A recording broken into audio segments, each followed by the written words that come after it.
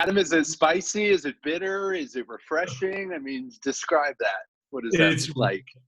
It's kind of angry on occasion, kind of happy. Unpredictable. It'll make your stomach upset, I can tell you that.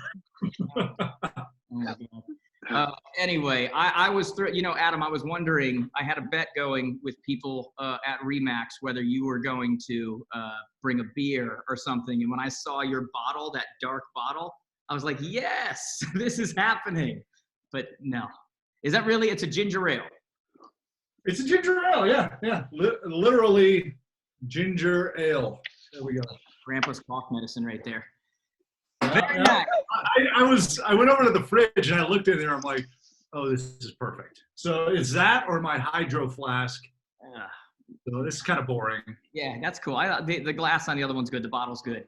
Guys, so what we're doing here, first off, gentlemen, thank you for joining me today. We almost, guys, you probably noticed we're a little bit late getting on here. Believe me, it wasn't because we were late. And we got a lot. It's because Jared couldn't figure out the technology. Oh, Jared, that's what happened, Nick? That's what happened? Yeah. So it wasn't working, but it eventually did work, thank God. So we're here. Guys, do us a favor, since this is a happy hour. They're pointing this to be kind of informal, have some fun, and luckily I've got some fun guys here. So if you are watching right now, obviously this is Remax CEO, Remax CCO. If you know a Remax agent or broker, tag them below. But this is really for everyone right now. It's so the whole industry can kind of hear your guys' thoughts on some things. I'm doing this with you guys. I'm doing this with a lot of the other brands, because I just think that right now we're at a time in the industry where people want to hear from people like you. And a lot of times, what I love is that in this industry, I came from the agent side, and then now I do what I do now. And so it kind of gives me the perspective of both sides. And I think that sometimes people like you, the agents overall, can think that you're unreachable, or that, you guys live in this different world, or, whatever it is. And they don't know you guys like I know you, right? Like how we're joking around beforehand and kind of having some fun. So I thought this would be an amazing opportunity for them to hear from the people who are really running the industry, during a crucial time, learn a little bit more about you guys. And then at some point, we're kind of, what's happening right now? What do you think? And what do we do moving forward? Like, what are the opportunities, those kinds of things. So as we get started right off the bat, first off, awesome job at R4, guys. I was at R4, and obviously I do a lot of conferences, and that was super impressive. Whoever is behind the scenes, making you guys look good and doing production and doing all of that kind of stuff, as Kevin Durant would say, they're the real MVP. Okay, so that you guys, nice. You put on a nice event. Okay. Yeah, thank you. Yeah, appreciate that. Yeah, so I have one question right off the bat, okay? And I meant to say, everybody who's in the comments right now, in addition to comment, leave your questions. We're gonna go through them and see if we can ask anything. It is happy hour, so if you have anything, take a picture of it, leave it in the comments. Cheers, everybody. I'm thoroughly embarrassed that this is my happy hour drink, okay? I'm so embarrassed, okay? But anyway. You totally chose it. I mean. I did not choose it, okay? Just so you all know, I'm not working out of my office regularly. My whole staff is working elsewhere. I just came in to do this. Nobody's here. So this is like as social distancing as you can get, okay? So my first question to you guys. Oh, hang on a second. So you give White Claw to your employees? Well, I mean, we do Friday happy hour. You don't do happy hour? Oh, but White Claw? I mean, come on, man. Look. I give them what they want. Okay, we've got bourbon over there. We've got White Claw. We've got everything in between. Okay, it's all right. Oh, so you admitted you do have other options, but that's what you chose. Do you want me to be drinking bourbon right now? Are you kidding? Hey, I'm just clarifying. I just want to understand. Just asking questions. I'm sure. So right off the bat, guys, here's my first question. Are you guys allowed to buy Remax stock right now? Like, are you allowed to? Yeah, we are a publicly held company. We cannot talk about stock. Oh, you can't. Especially. Okay. So the reason. Oh, you can't. Okay, I wasn't aware of that. The reason I'm asking is because I can't tell everybody who to buy, what to buy, whatever. But like, it's an amazing opportunity right now. Obviously, everything just because of emotion is lower than anywhere it should be. So I always wonder when it comes to people working. But you're right. Yeah, you can't even So you can't say anything. No, we can say not one thing about it. So. Then we'll move on from that. So here's the next question. How are you handling working at home? I'll start. Well, I don't know if Adam's at home. I think he's in his emergency bunker that's located 3 miles under his house.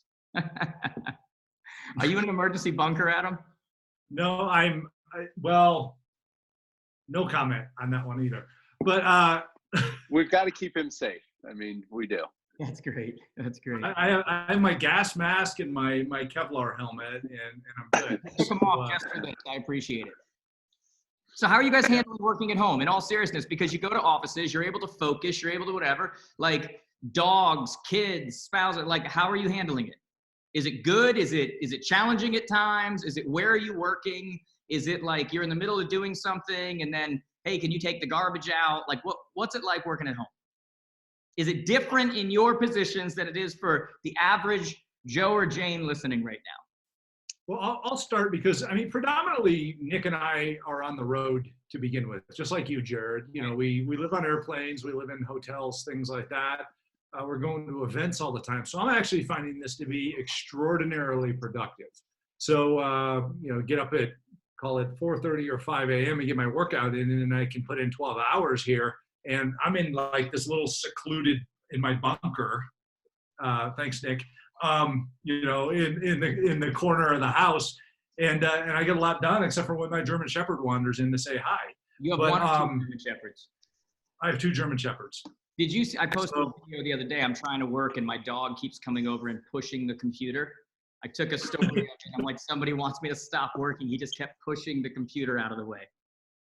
Yeah, they're no longer pets. They're now coworkers. Nice. So, yeah, I mean, that's about the only distraction that I have, but I think I'm actually more productive right now than I am normally. And I haven't traveled because you have to go to a restaurant. Going to a restaurant, you really can't work. I can work for 12 hours straight here. So it's fantastic. I kind of like the productivity. And we're doing a ton of Zoom calls with everybody. Yeah. And then I have the ability while we're on Zoom or while I'm using the video, I'll send out, call it, 6 to 12 videos to different customers or partners in the business on a daily basis. So I look at it and I go, let's make the best of it. And I think I'm actually squeezing more minutes out of the day now than I have been before. Dude, it's funny you say that. Like, in all seriousness, because someone asked me recently too the same question. They're like, "Are you able to whatever?" And I'm like, we're on the road so much that I feel like I'm like working sun up to sundown, more productive than ever because I can actually get stuff done and I'm not thinking about when I've got to head to the airport. Like this is awesome. How about you, Mr. Bailey? Yeah, it's a great question. I think I was fortunate enough that going through the transition over the last couple of years, when I worked at a place that started with a Z, that organization had 9. Either is that not? No, I can, but I'll probably get booed on the comments. You never know. No, but seriously, when I did work for Truly and Zillow, I've always been based here in Denver, and their headquarters, one was in San Francisco, one in Seattle. And then there were 9 offices. So this was my daily. And then before coming back to Remax end of last year, I was working remote quite a bit. So this is just feels like a kind of right back into a routine that I've done. My new routine that I've had to get used to in the last 6-7 months is actually going to the office every day again. Yeah. And so, yeah, so for me, it's great. And it's what I love about it. It's forcing people that were so nervous to use video. I love how people will set up, say, a Zoom meeting, and then they only dial in. And you find instead, you send a Zoom and they're dialing. Yeah, sorry, people are like, oh, I've got it. You have my hair perfect. Well, all it takes is an environment like this, and people are coming on right fresh from a workout, like you, still sweating when you started this. Just so everybody knows, I am like, so you don't think it's like weird, I'm like red and whatever. So I'm really serious about, getting my did you sweat today, like whatever. And there's been a few things going on in the industry, so I've been a little nutty lately.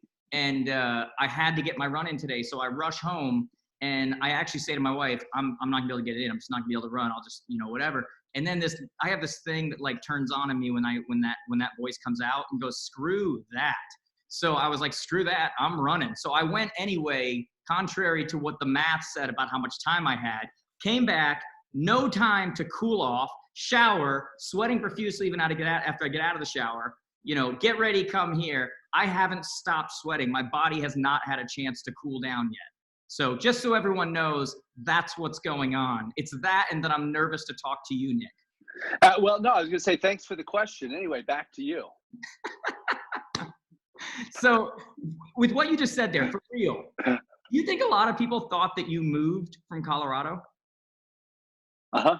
Yeah, because you said, I was working remotely. It was funny when you moved back to Remax. I heard everybody saying like, he wanted to move back home, and I'm like, what? Move back home? That's because it was one of our industry TMZ reporting friends that kind of published that I was going back to Denver, and I was like, hey, newsflash, I never even moved. We'll leave that nameless. Adam. So for the people out there, before we get into the other stuff here, CEO of what we now know is a publicly traded company. How did you become CEO? How's that happen? Was it because you were on the fast track? Was it because you murdered the people in front of you? Like how did that happen? It's a mystery, Jared. No,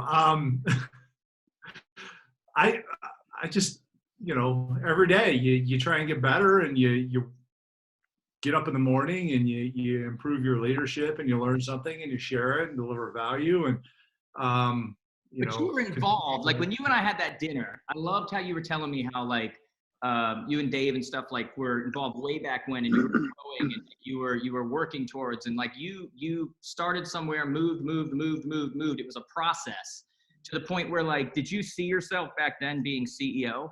Or were you just kind of like, just want to have a stable job? What were you thinking? What was your mindset? I want to be the best that I can be. I mean, I don't care what company I'm in, where I'm at. I was in law enforcement before, and right. I thought I want to be the best in this organization that I can possibly be. And Dave said, hey, why don't you come work in mine? And I owned my own company as well. I owned a security consulting company that I had started, and I was growing that. But it's continuous, everyday optimization of yourself. I mean, holistically. And it's not just a job. Everybody thinks that in order to be better at a job, you try and be better at the job. But it's like the 10 things around the job. And I know you coach people on this all the time. You're not going to get anywhere in your career and in your business unless you get all the rest of these things right. So it's a constant work on all of them. So I'm blessed, and I'm not going to tell you it wasn't a ton of hard work, because it was, but ultimately it's a combination of many things, but you just don't take your foot off the gas. I love the story though, because my father was, you don't normally hear about CEO publicly traded company from law enforcement, and I kind of came from that world. My father was the director of security for NASDAQ. And yet he was still is, very entrepreneurial and, those kind of things. But you don't usually see that person rise up or come from that place. So that's what I loved about that story when you were telling me back then, because it reminded me of my father and knowing the entrepreneurial background and the way that he thinks and whatever. So to give someone that opportunity, I always love that story, Nick. Well, and I'm going to make a comment on Adam, though. I mean, I've known him a long time, too. And the guy is just a student in life. Yeah.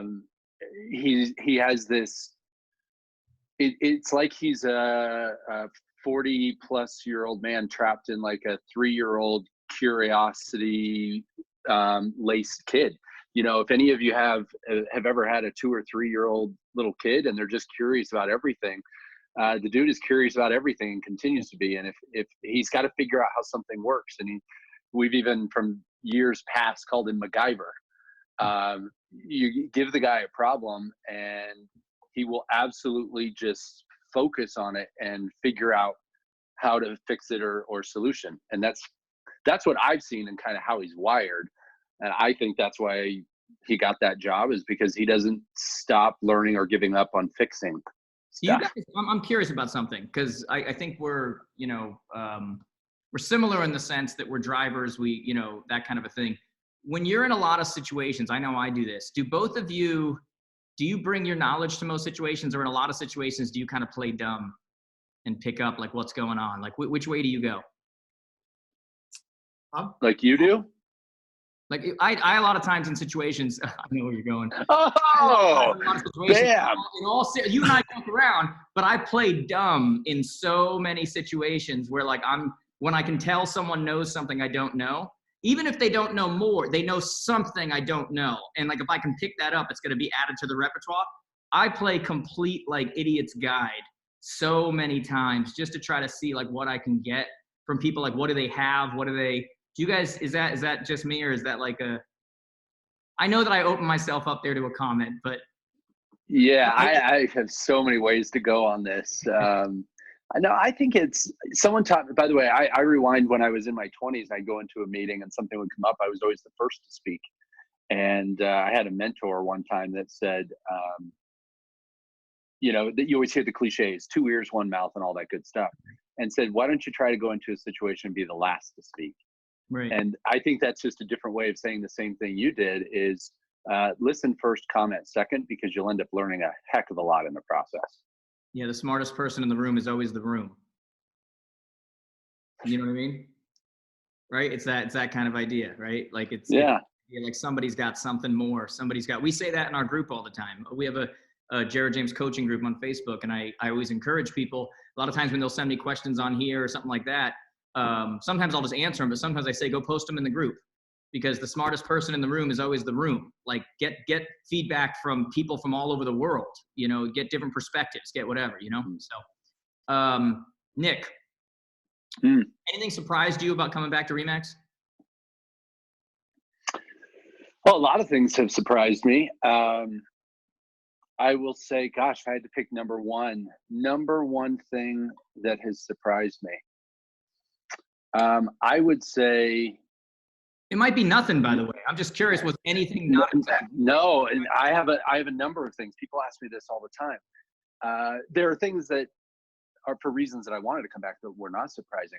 I will say the number one thing that surprised me personally was how welcoming everyone was. I've never had a nicer welcome into a position internally and externally in my entire life. The outpouring of people saying, hey, this makes sense. This is, where we see you. The number of people that said, oh, I knew that you would go back and all of these things. Well, I didn't know I was going to go back. Like, that wasn't like a guarantee. Like, we won't go into all options. That's not public's business. But like, I think everybody thought that was like the thing you were doing. And like, you and I were talking, whatever. And I'm like, this is not, this isn't like he left here to go here. Like, that's not what it was at all.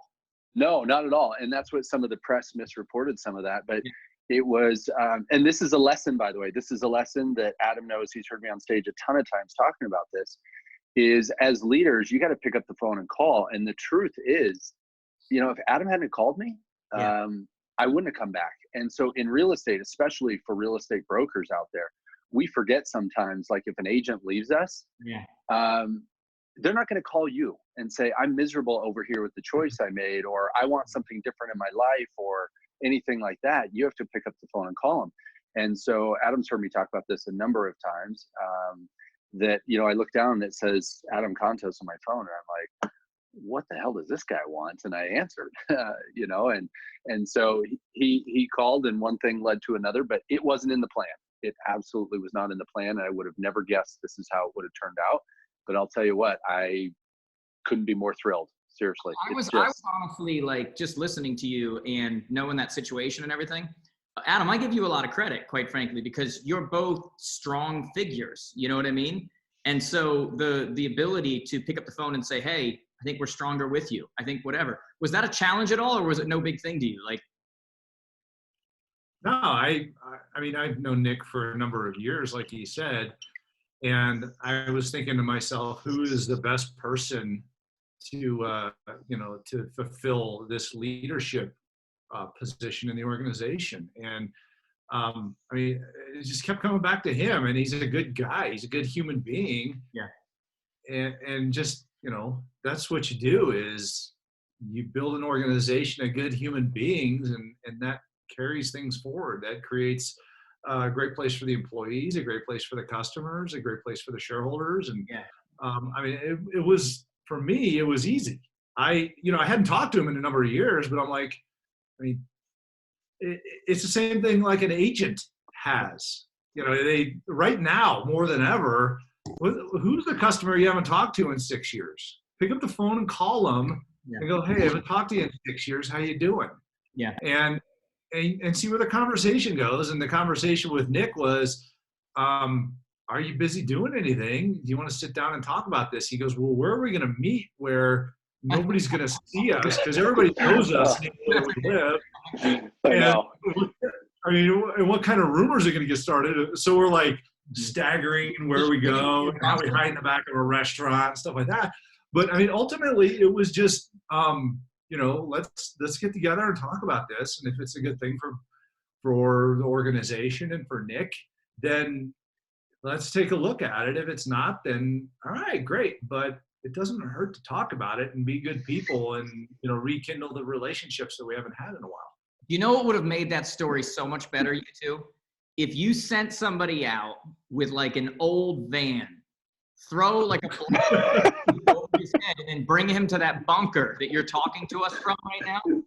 Oh my God. Just in the future, if somebody asks that question, that's the answer. All right. Adam, here's what we need to do. We have to, I'll tell you, the place we met, seriously, I don't know if anyway, we need to go back there and have someone take a picture and say, this is where it all started, because people would not believe that's where we sat. That's hilarious. All right. Tell me something. Cause, Adam, you're a rare, CEO that, is creating content. You know what I mean? Usually the people creating content are people like me or people like, somebody, whoever, right? You're a rare CEO that's doing it. Right? And not just doing it, you're doing it consistently. Like you are doing it all the time. Like sometimes I open up my Facebook or something and I see that you're Facebook Live and I go, how's he coming up with stuff every single day? So here's my thing. Number one, why do you do it? You're very consistent with your, both with video and with your podcast. And I know we tried to make the podcast work when I was in Vegas at R4 for the two of us. We'll have to do that soon. But you're very consistent with both of those. And so the question is, why do you do it? Why is it that you think it's important? Why are you doing it personally? And where are you coming up with content? Do you take notes? Do you do where are you getting content? All right. First of all, why do I do it? I do it because I want to help people. We live in a very noisy, busy society. You and I have both given that speech before. And our job is to interrupt the pattern that people are in their lives and deliver something to them that they can take action upon that fulfills them personally or helps somebody else. So I get personal satisfaction out of helping people. That's what makes my heart beat, is I get to help people. In fact, like when I was in law enforcement, and I got to do a lot of really cool things in law enforcement, but I also had to deal with a lot of horrible things in law enforcement. Yeah. And but the day that sticks in my head is the day that I changed the tire for 2 different pregnant women whose cars had broken down with flat tires on the highway. I was driving past and I'm like, that's a car broken down with a flat tire, and I'm gonna go back and take a look at it. And it was a pregnant lady, and I mean, it wasn't my job to go work traffic or to do that, but I mean, my job as a human being is to help people. Right. And that's why I do it. And we all consume content every day. We hear things, we learn things, whatever it is. But the question I have is, one, is it good or bad content? So is it garbage? Is it like eating junk food, or is it like eating something that's a nutrient for you and your mind? And if it's good for you, and then is it good for other people? And are you going to do something with it? So, taking what you learned, processing it and refining it and curating it so that other people can succinctly learn from that, and being kind of a teacher of value, deliverer of value, that's what I derive pleasure from in life. That's what I enjoy. So are you taking notes like throughout the day? Are you taking notes? Are you going, hey, that's a video, that's a this, that's a, like, I know that I take notes feverishly all the time. Like, are you taking notes? All the time. I use the notes app on my phone constantly. I mean, I'm on podcasts. If I write something down during this, it's going to go into the notes app, and then I'll take and I'll dissect the idea and figure out, okay, why this, and what can I deliver back? But you have to be intentional about it. It's happening in here, but in order to get it into your phone or onto a piece of paper, you have to intentionally try to do that, and that's something you have to train yourself for. You almost have to identify as a content creator, meaning like it's what you do. It changes your actions, right? It's not like, oh, that's a good idea or that was a good thought. When you actually identify as a content creator, like when I made that switch and identified as a content creator, like it's my job to create content. You take it a little bit more serious. Yeah. Oh, totally. It's interesting when you look at the different people in society that do that. You, me, when I sit down with my executive team in a room, you'll see people and they're just like banging away at the keyboard. You're like, what are you doing? Oh, I had an idea that will help people. And you're like, oh, okay. And it's interesting because you have to give people some room when they're a content creator, because it can get a little bit distracting. Yeah. But at the same time, as a content creator, you also got to understand what's going on around you, so you're not taking away from somebody else's attention. But it's fascinating. And I'll tell you, somebody who I admire deeply that is an amazing content creator is Darren Hardy. And, he was a publisher of Success Magazine, written a ton of books. He puts out a daily video called the Darren Daily. Yeah. He writes those himself. He spends 3 to 5 hours, maybe 6 hours a day perfecting each 5-minute message. And he's a good friend of mine. I vacation with him. And a couple of weeks ago, we were all together. Him and his wife and me and my wife were in a house someplace. And we would sit there at like 5 a.m. with our cup of coffee, and we would just be sitting there going, what are you talking about today? I'm talking about this. Oh, what is your idea on that? I mean, it was so fascinating to have these bouts of content creation. It's nice being next to someone where you can do that, like just kind of like, back and forth, and like you think like that. It's fun. It's weird, but it's fun because you don't I think it's kind of weird, but it sounds, Yeah, I mean, it's interesting though, because, I could call you up and go, hey, what are you working on right now? Yeah. And you tell me, and I tell you what I'm working on, and we exchange an idea, and then we would both go away, and next thing you know, you see it as a video or a Facebook Live or something like that. Do you find yourself, like, I know that when I'm sitting in a church service or I'm sitting in something like that, usually the thing I'll take from it is nothing what they're saying at that moment. They will say something that will trigger something, and next thing you know, I'm off for the races, and either my wife will look over and roll her eyes, or she'll just say, like, what are you working on? Like it's something someone says will trigger something. Do you find that or no?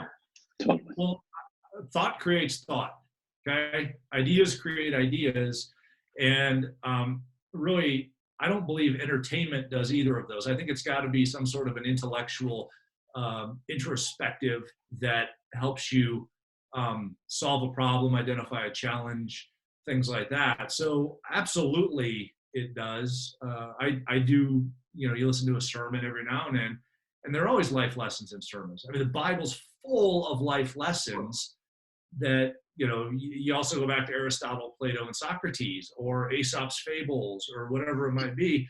And there's so much business content in there that if you're not willing to look for it, you're not going to ever see it. And if you don't ever see it, you can't take it and refine it and give it back to others as value. Yeah, 100%. So switching gears a second with you guys. So when I was just with you guys at R4, Nick, I told you looked amazing. You have gotten into great shape. Adam, you're obviously in good shape too. This might be a quick answer or it might not, but you guys are both highly successful people. You both take it serious about being in shape and doing that. Is that a coincidence, or do you think that matters? I will say it 100% matters, and I will never forget. Before I was kind of a fitness fan, in my 20s, I was on an airplane for not business, but I picked up the magazine out of the pocket and I was reading this article, and it actually had interviews with 10 CEOs. And when, when you're 22, 23 years old and you have some dreams and aspirations, and I just knew kind of I wanted to be in a leadership role, and especially in this industry. And I'll tell you what, though, I read the profile. It was one page on all 10 of these CEOs. And at the very end, there were a couple of things that stood out. And one of them to me was fitness, every single one of them, because I thought, oh my gosh, CEOs must be so busy and they're working 18 hours a day. They don't have time to do all of this stuff. But every single one of them made a comment about, one of them swam every morning, and it's, another was runner, and another weightlifted. And so that it actually pushed me. And the way they talked about saying how it mentally changes your game, it stuck for me. And I had never been a gym rat. It was not my thing. I was envious of people that were and had, good physiques and great health. And I wasn't unhealthy ever. I was always the skinny kid.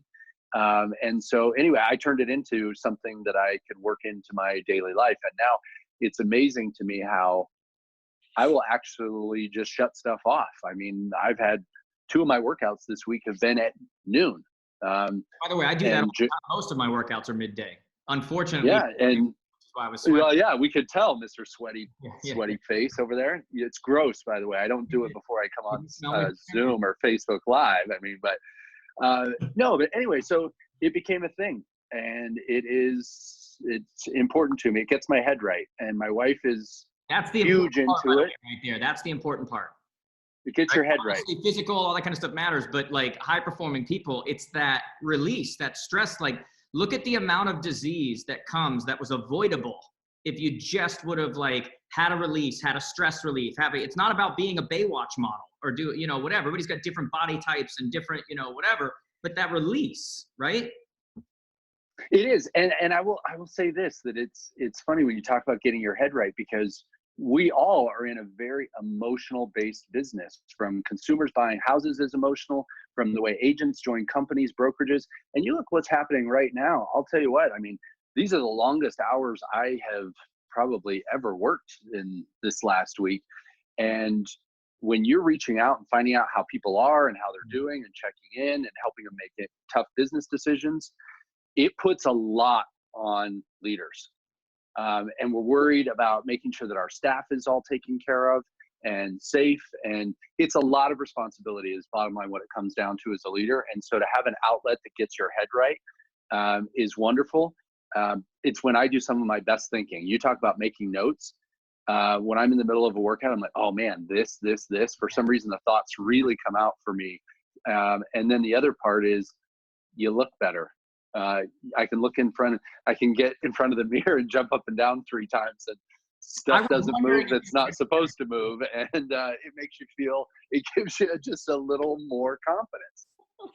Well, you looked great, man. You looked great. The Adam, I mean, do you have anything to add? Or you're pretty, for me, it's also a discipline thing. Like, it shows discipline. Like, it shows, when people with me try to say that, they're too busy or something, I'm like, you out of your mind? Like, if I can do it, if these other people can do it, it's just a matter of priority. I come from a little bit different perspective on it than you guys. Mine originally was a matter of life or death. In my first career, we had to be athletes. I was on a SWAT team, and part of the test was you had to carry the heaviest guy across a football field in full gear. And if you couldn't do that, you weren't on the team. So, and that was for a reason, because I mean, if something bad happened, and we did have this happen where guys had to carry each other. We had a guy get shot in the face, and his buddy had to carry him out of there. I mean, it was, that's just a function of being a warrior. And, as you progress into leadership, you have to set the example. If you're not willing to do the things you want of your people, then they're not going to do them for themselves. And then you move on a little bit further, and just the basic principle of healthy body, healthy mind. You can't function at your peak performance in your brain if you're not functioning at a peak performance in your body. So, just those concepts together translate into business. And make no question about it, what we all do in the real estate space is extraordinarily stressful, okay? And if your body is not designed to handle that stress and be able to support yourself emotionally and in your brain, you're going to start crumbling, or you're going to end up with some sort of an overload that puts you in a health concern, reduces your immune system. You have heart disease, or any other disease that comes on, or regular illness, things like that. All that is a function of the fact that you're not willing to take care of your body fundamentally. So your brain is going to start, saying, look, you're not where you should be or could be, so I'm not going to let you do that. Right. I actually, when you look at the amount of disease that people get, that was completely avoidable if they had just been taking that, a stronger immune, the whole thing. I had a dream. I joke around with people and I tell people that the reason I do this Did You Sweat today is because I've got 2 boys, and I like to joke around and say that when they're in high school, I still want to dominate them, and that's why I do it. And that's the fun, whatever, and there's a lot of truth in that. But the truth is, years ago, I had a dream, and in that dream, I had gotten this disease or something that was completely avoidable. And at that moment, I would have done anything possible to go back and get rid of it. But you can't at that moment. Like, you give your you give whatever, but you can't, right? And it's sad and it's whatever. And then I woke up, and I decided as a result of that, that from on, I was going to live like before that dream. I was going to live like before the diagnosis, right? And that I was going to make sure I did everything possible to not get some preventable whatever, because I simply wasn't taking care of myself, or wasn't making it a priority, or wasn't eating right, or wasn't, and I've thought about that every day since, and it's why I do the Did You Sweat Todays and all that stuff. And so I was just curious with you guys, because I know you both take it serious. Is that something you guys think about, or is that just? And so I'm happy to hear what you had to say. I feel like our answers suck after Adam said it was life or death and someone was shot. I know. Oh my God, I'm talking about dominating my kids in high school, and he's talking about carrying a guy across the field after being. I know. Like, I wish he would have gone first, because now my answer was stupid. Good Lord. We need to ask something so we can completely one-up him after this next game. No. Okay, I have one. It's also important to role model for your children. 100%. Yeah. Take that. See, the difference is, I would say that because I care about my children. You're saying it because you wanted to say it before we said it. Well, just before you. What's that, Adam? Hang on, let me unmute here. I was going to say, I agree with Nick. Oh. So, yeah, I mean, totally important. Thanks. Yes. All right, so here's take that, Jared. Yeah, thank you. So here we are, guys. We are in interesting times right now. Let's face it. I'm doing this right now from my office, just so that I don't have a ton of people around, but nobody's here, obviously. Adam is bunkered down, and you're in your home office, right? We're in extraordinary times right now. I mean, I'm doing. I did a thing yesterday. I think it was yesterday, for you guys, for Remax globally, for the agents and stuff, and just like talking about what to focus on right now, because people are really kind of bunkering down and not being productive and not knowing what to do, and playing part-time school teachers with half of their day. And then, it's an interesting time right now, right? What is your, what's your guys' opinion? What's Remax's role, you think? Like, what do you guys see happening right now? And what do you think your role is with your agents, with trying to support them? Like, what do you see next? I'll start with this. So I put out 7 tips to run your business during unusual times the other day. And ultimately what it boils down to is be a leader and work on your relationships. And I mean, right now in chaos, when there's fear, uncertainty, doubt, things like that, people look for 2 things. One is they look for leadership, somebody to point them in the right direction. 2, they look for somebody who's willing to make decisions and help them make decisions. Right. So, really, those 2 things matter. In order to break through the emotional barrier that's going on out there, you have to be kind to begin with. You actually genuinely have to care about people that you're working with, people in society, the customers, things like that. Because if you're not kind, they're not willing to talk to you. The defense barrier goes up. There's still a fear response. it's just, people are really intuitive right now, but they're also afraid. And that's to protect them. That's to protect them and their families and their finances and their future and things like that. So our job is to help people. And that's what you got to do more. And I don't want to say more aggressively, but more predominantly than you ever have, instead of waking up in the morning going, oh, I've got, 3 closings this week or this month or whatever, I'm good.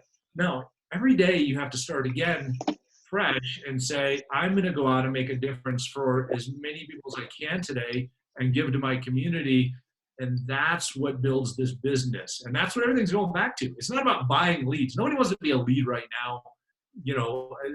They didn't before, and now they really don't. They want to be a relationship.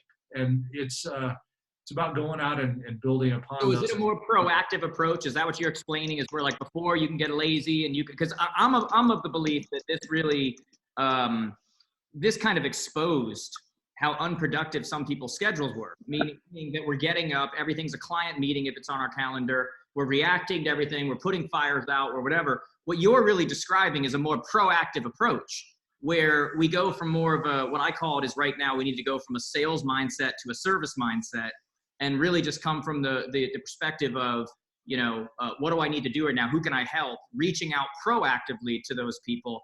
Nick, you said something that I loved at R4, and I'll have you What was that? I'm sorry, I broke up. What was that? Say that again. Say that again, wouldn't you? You said something I loved at R4. Heaven. You said that it's something like, stop worrying about data and start worrying about your database, right? It was something like that, right? Am I saying that somewhat right? No, you're exactly right. I'll say, number one, this has proven what we've been saying for forever, but especially in the last couple of years. We're in a people business, we know that. But many people know my background is varied, from being an agent, a broker, franchisor, and then my truly a Zillow world. And so I keep saying, and I have the last couple of years, by the way, the agent is today the most important part of a transaction, and will continue to be so for the rest of my career lifetime in this business. And with noises, distractions, online tech, all of that is relevant to our business. But look at what's happening right now with real estate agents. They're not only just consulting with their buyers, sellers, potential clients. Should I list my house? Should I take it off the market? How am I going to get this closed? We have to move. I've just heard numerous stories over this last couple of weeks. Yeah. But agents are awesome community citizens. They're always there to lend a helping hand, whether they're doing sponsoring, kids soccer teams or holding community events. I mean, there's just so many examples. And so when I listen right now that people duck and cover, by the way, we had someone on one of our social channels, I've got to share this, Adam, I don't even know if you and I've talked about this yet, that we had someone post on one of our closed social channels. I am so tired of hearing Remax's leadership talking about all this, be nice and help people out and reach out to your clients because these are emergency times, and how can they just be doing, everything's perfect. Right. And holy cow, man, there were some people that just jumped on this person because they said, what are you talking about? This is leadership of them saying, don't duck and cover. Now is the most important time than ever to reach out to your sellers, your buyers, your contacts, your friends, your family, because that's who's going to emerge on top, are those people that are reaching out. And that's what we have to be doing, because as real estate agents, I mean, I keep saying real estate didn't lead us into where we are today, but I'm going to make a big bet that real estate's going to be a key leader that drives our economy out of this. 100%. And by the way, that's a big difference right now. A lot of people are talking about, recessions and, are we going to have another collapse and whatever. And yet you look at the difference between this and the last time this all happened. We don't have over leveraged mortgages, at the rate that we had before. You don't have nearly the situation underemployed. It's nothing like what it was before. And if you look at what the economy was looking like from a housing perspective before this whole quarantine, it was record numbers happening. So now you go into a situation like this where, first off, retail was already dying and those places were going empty. I thought they were going to fill them with office buildings, but now you have everybody working from home, which means a certain percentage of them, those bosses are going to go, I don't need to be paying 12 grand a month for a lease. You know, this worked out just fine, which means less commercial space with companies. What are they going to do with that space? That space well, let's turn it into houses. We have housing shortage. I'll be curious on commercial real estate if some of these buildings turn into residential units. That's my point, man. The population's not slowing. Interest rates are extremely low. Like, there's amazing opportunities right now. And when the surge comes, the sun comes out, and they say, hey, everybody, come out of your houses. You're either going to have agents that are going to act like some of the NBA players. Like, I'm interested to know this right now. Like, with the NBA going on a suspension right now, you're going to have top teams that when they do get back to playing probably this summer, right before the playoffs, some of those top teams with those top players that were dominating and in great shape, most of those stars have done nothing but sit on the couch and game the whole time. So now they're going to come back, not be in the same shape, not be able to perform like they were. As a real estate person, you have to make sure that that's not you right now, that you're not sitting training. What's that? Yeah, and training. You are so right. And we've talked about this internally. Let's rewind to subprime in 2009. And of course, there is one component of it which everyone in some capacity is going to have need financial assistance. Everyone, every business. I mean, this is all we're going to play together. But you go back to 2009. We didn't stop selling houses. Now, there were agents that said, I don't want to sell short sales. I hate dealing with banks. And there are only a couple of agents that have the big foreclosure accounts in my neighborhood. Yeah. And we continued. I was with Remax then, and we continued to press forward with CDPE and saying, I know you don't like it, agents. You're going to have to work with banks, but let's teach you how to put together an 87-page packet on how to do a short sale. And I firmly believe we kept people in business because of it. Yeah. And that's exactly what we're doing right now. Is what do we have to do? I think your analogy is great. Don't come out and be sitting on the couch and not trained. Your analogy is great. Keep pushing through it. You're just coming. Like literally right now, you guys obviously purchase booze, right? Like if you're not I have this thing, and I'll talk about this tomorrow. I'm doing a training on this tomorrow too, just like I did with your people. Like I have this 1%, 99% theory. Okay. And the 1%, 99% theory is basically that, you know, the 1% thing you're known for, the only thing that makes you worthy of it is the 99% that nobody ever sees. And what I mean by that is, you know, if you ask people, you know, hey, there's Jared, there's the speaker, there's the, you know, whatever. I spend less than 1% of my life on a stage, and yet they think I'm the speaker. I'm a daddy more than I'm a speaker, right? But the thing that makes me worthy of that 1% title they give me is that 99% of boring, non-sexy crap I do behind the scenes that's not Instagram worthy, that nobody ever sees, that makes me worthy of that title of 1%, right? Those people watching right now, those people in your network that want to be known as a local leader, as a top producing real estate team, whatever they are, they're going to spend less than 1% of their time at a closing table. Less than 1%, right? But the 99% of time right now that they now have open to them to get their bouge set up, to get their systems and processes set up, to finally understand that we're not a world where it's optional to be tech enabled now. Like if 007 had done like the more progressive companies had done and released their movie on Netflix or Amazon Prime, they wouldn't have had to back off to November for their release. And they would have sold 4 times as many buys, okay? But if you're stuck in that old way of doing things, you're now exposed. If you're still keeping your files in a file cabinet, you're now exposed. So now's the time. You have the time now. 99% behind the scenes, non-sexy, not Instagram worthy. Set up your systems, set up your processes. It's what ultimately makes you worthy of that 1% title you want, which is top producer. Pipeline. Well, and let me add one comment. Can we talk about why we're going to have a huge real estate market coming out of this? Forget all the economists. Forget every one of them right now. No, here's why 2021 is going to be amazing. Is because more people are going to need houses because we're going to have a baby boom, and they're going to say, I need one more bedroom. And the others are going to say, my spouse and I have decided to live in separate homes. And so we're going to have both scenarios that are going to be driving a heck of a lot of needs for housing. You just set that up. Are you serious? You just took a serious moment and set up a joke. Look, and don't, Can I add a third reason here? Yeah. All right. It's the reality is like you said, Jared, there are a lot of businesses that are not going to be going back to an office work environment. A lot of businesses are going to figure out that people can remote work, and it just does not work to sit at the kitchen table right now for people to be doing that. So you're going to see complete lifestyle changes going on here. If it's a child, if it's a separation, if it's a change in how you work or where you work, because there is some rotation going on with unemployment as well.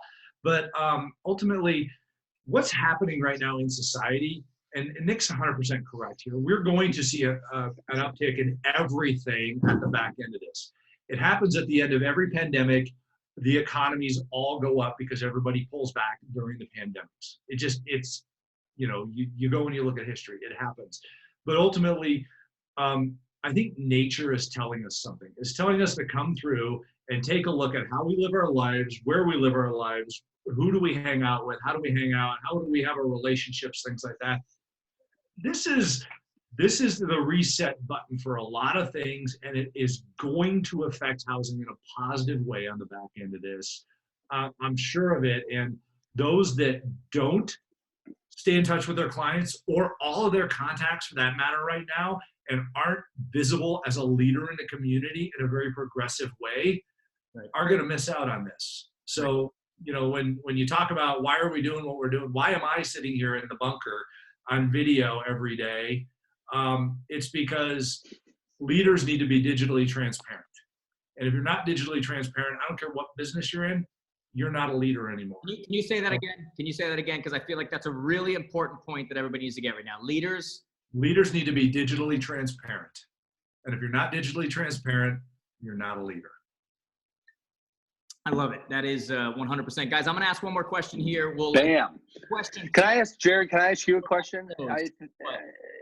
How many more drinks are you going to take out of that White Claw can that's been empty for over 20 minutes? Okay, it hasn't been empty. I was smart and I brought 2. Oh! You don't know. You don't think that I came prepared? Well, no one commented, by the way, how I got a refill, but I didn't move. I had a backup over here. See, you did just like me. You came down. Empty. Oh. That's fantastic. All right, because I got to let these guys go. If you have a question, put it in Facebook comments. But I want to say this right now. Do you guys think, and I kind of have this, but like with everything going on right now, obviously it's a serious situation. It's temporary. It's going to come to a close. When you look at everything that's going, I've been telling people stop watching the news. Like, there's some truth on there, but they're not on there to make you feel good. They're on there for sensationalism and ratings. And, I was telling someone the other day, like yesterday, I saw a report. We all know that they haven't had the number of tests they need to get the positives. I think hundreds of thousands, if not millions of people are positive right now. But they're finally getting more tests. And every time they get more tests and there's more positives, they go, it's surging. And I'm like, it's not freaking surging. The only thing that's surging is the number of tests. Like, stop it, right? So I've been telling people, like, knock it off, whatever. It's a serious thing. We need to take it serious. We need to be, like I said, my office isn't working here, the whole thing. But do you think that there's some good things that might come from this quarantining? Like, do you think there's some positive things that might come from it? Yeah, I'll start. I really do. I think people are going to figure out how to live their lives well, they're either going to figure out how not to live their lives or how to live their lives. Right. And I think there's going to be some separation going on that. They're also going to figure out, do they like their job or do they not like their job? Every now and then we get to decide, is this what's best for us? It's going to either help or hurt relationships. So it's just going to expose what already exists more than anything. But I do want to comment on what you're talking about with people watching the news. There's something called FUD, fear, uncertainty, and doubt. Yeah. And that was labeled when there was a dispute between IBM and one of their past scientists. And the past scientist that left said this, labeled FUD and how IBM attacked him when he left with regards to his business. You have to get the fear, uncertainty, and doubt out of your head. And I did a Facebook Live the other day. I went on CNN and Fox News, and I looked at the words in all of the headlines. And in nearly every headline, there was a fear, uncertainty, or doubt word. And not an accident, by the way. It's not an accident. It's not an accident. Go look at any industry in any reporting process. Go look at look at our industry, look at, name it. Pick an industry and look at the reporting going on in that industry. It's fear, uncertainty, and doubt. Why? Because we are attracted to those things. We pay attention to those things, so that's what sells. That's why trailers in movies have some exciting scene happen. You don't know what happens at the end of it. Yeah. So ultimately, if you want to know about what's going on medically, go on Sirius XM. It's free right now to go listen to Doctor Radio. And it's fascinating because they actually report factual medical information on this. Talk about the testing. 2 ways we're going to actually 3 ways we can get our arms around this. One's vaccinations. We don't have enough of those to get our arms around it with that. So get that out of it. There's testing and there's quarantines, okay? We're now testing more than South Korea did, and that's how they got their arms around this. I think they're doing 50,000 tests a day right now. It's going to massively increase beginning next week, and they'll have a way better idea behind it. I'm told that FEMA believes this thing's going to have spiked within 2 weeks, and then they're going to figure out what's going on. I could be wrong on all this, but these are good sources that I'm citing here. I'm watching the same stuff. Like I'm looking for facts, not somebody looking for ratings. Exactly. But ultimately, nobody knows. The only way we're going to fix this is stay at home and utilize the resources you have in order to make sure that you're not getting it or spreading it. That's it. And then we can all go about our lives. But I think everybody's trying to push this thing through as quickly as possible so that the economy doesn't completely tank, which is why the government has the CARES Act, which is fantastic for small business, by the way. And we can all build our relationships with our families and remotely because we have all these resources to do it. So that's my take on it. Guys, real quick, before Nick, I'm going to have you jump in here, but I'm seeing questions come in. They're saying, like, what should I be saying when I reach out to people and whatever? I'm doing a training, the same training I did for your network. I'm doing a training tomorrow on this. Which you knocked it out of the park, by the way, dude. We appreciate you stepping in and helping our people. The comments have just been rave reviews. And, I love to give you a hard time and pick on you all the time at any chance I can get. But what you have done to help our network, by the way, is not lost. It's so appreciated. That's the most serious thing. That's all I'm going to say nice about you. Thank you. This is being recorded, thank God. But guys, what I was going to say is I'm doing a training tomorrow on this same thing, Facebook Live. I'm going to do it right on this same profile at, I think I'm doing it at noon Eastern on the same topic I did with you guys, just basically like, what should you be doing every day? And I talk about 7 specific things and 7 specific opportunities. And one of them, to answer the questions that are coming in the comments there, is that I say that you need to right now go from a sales mindset to a service mindset. I have heard coaches and other people right now telling people how to cold call and how to sell people and FSBOs that expired because of this, what's going on and all this stuff. And that is so freaking tone deaf right now. Like, I don't even know. It's service mindset right now. That's it. I was on the phone with another major brand today that wants me to go do their global network next week. And they're like, all right, so where do you want me to mention? How do we push them to your coaching? How do we do whatever? And I'm like, guys, like legitimately, I'm not saying this to be a nice guy. We're not doing any pitch. It's just like I'm telling them right now, it's about service. So that means for you, you need to do the unscalable, which means how I always tell you to do things that scale right now is unscalable, whether it's one-to-one, whether it's a mass text that goes out and just says, how are you? Is there anything I can do to help? It is not about your end game. It's not about setting up a question to ultimately get you to where you can close them. Right now, it's about service, service, service, and ultimately being the community leader that you're supposed to be as a real estate person. Okay, so that's what you do. You simply reach out and say, how are you? And what can I do to help? Is there anything I can do, right? Nick, did you have anything to add as far as like opportunities right now with this quarantine or no? If it's no, that's fine. No, it's fine. I think what it's going to do is it's going to help people prioritize in their lives. And that's coming from personal experience when, we laughed that I didn't live here and people thought I lived somewhere else. But it took my 9-year-old 2 years ago on a trip to Chipotle saying, Dad, I liked when you used to work somewhere else. And when I said, why? And he said, because I used to get to see you. I think there are going to be people that are now sitting down and having dinner with their kids and their family or their spouse partner. and realizing how much they've missed in life of the personal relationships that is what life is all about. And so maybe it'll be a scenario where instead of someone says, hey, I've got to stay at the office until 9, maybe they'll say that can wait. I need to be home to dinner by 6. And so I guess what I hope on the quarantine thing is for those that aren't divorced and hate each other, is that maybe they figure out why they like each other and they make that a priority in their lives instead of some of the superficial stuff that we worry about that really doesn't matter. You know, I can't agree with you more. Like, I put up a story on Instagram last night, and I said, I forget exactly what it was, but basically I was watching Frozen 2 with my family, like just kind of hanging at a time. Are you sure they were there, or were you? I superimposed. Were they in bed? Superimpose them in, but it's at a time when I would have been on the road and missing that. And it's been one of the beautiful things of this quarantine. You know, you never want this to happen. You never wish for it to happen.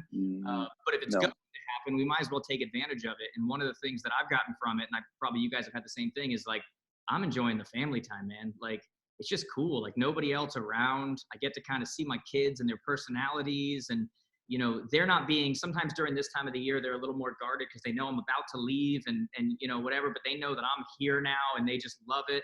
And it's, you know, it's a cool thing, you know, so we'll get through this. It's temporary. Don't allow, you know, a permanent mindset to set up in your mind over something that's so temporary. Sometimes you have to view the world almost like a video editing app, where you've got that timeline, and if you've moved the scroll over, it gets larger, and you realize how small that little spot is that you're in, no matter how painful it is or how much it seems so real to you. But when you move that scroll and you see the full timeline of that video you're editing, you realize how minute and small the moment that you're in is, right? And I think that's kind of what we're in right now. But there's some really good things that we can take from it, not just from a business perspective, but also from a personal perspective. So. Do you guys want them to connect with you at all? Like, do you guys want to say where you guys are? We got a lot of people on here right now. Do you guys, and this is going to, by the way, guys, this is going to go out. I'm going to put it out on my YouTube channel, and then I'm going to put it out on my podcast, which gets a lot of listens on there. So you guys can watch this back. It'll be here on Facebook too. But do you guys do you want them to connect with you anywhere? Yeah, I'll start with that. You can find me at Adam Contos, CEO, on Facebook and Instagram and LinkedIn. Check out my podcast at Start With A Win or startwithawin.com.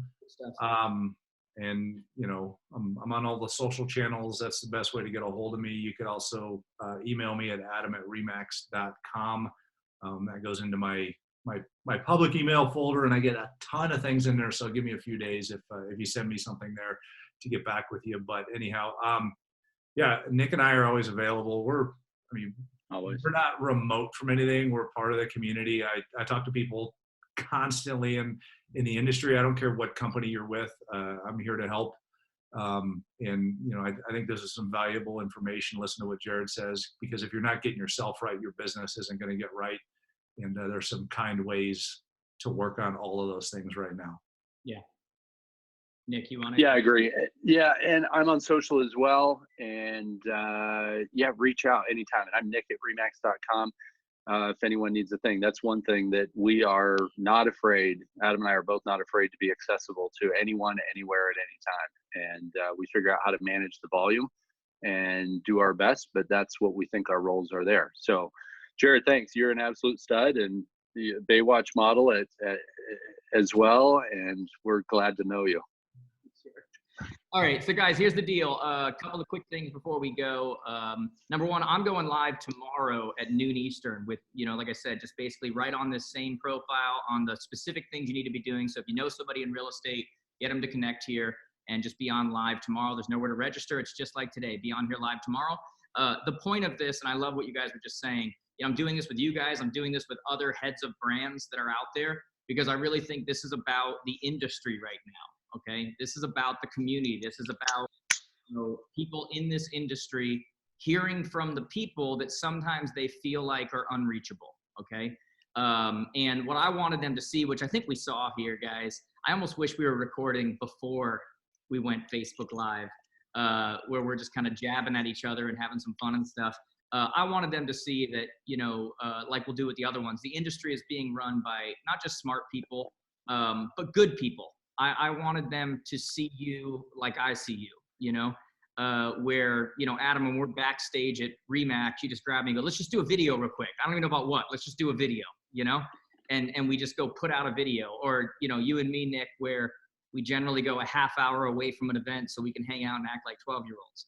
You know, the industry is run by good people who are accessible, and it's not about Jared, the coolest guy, and it's not about the overall brand, whatever. You know, right now this is the time for the industry to know what to do so that the whole industry can get better. So I personally 100%. You guys for being willing to share with everybody in or outside of the Remax network. So I love you guys. Thank you so much. Appreciate that.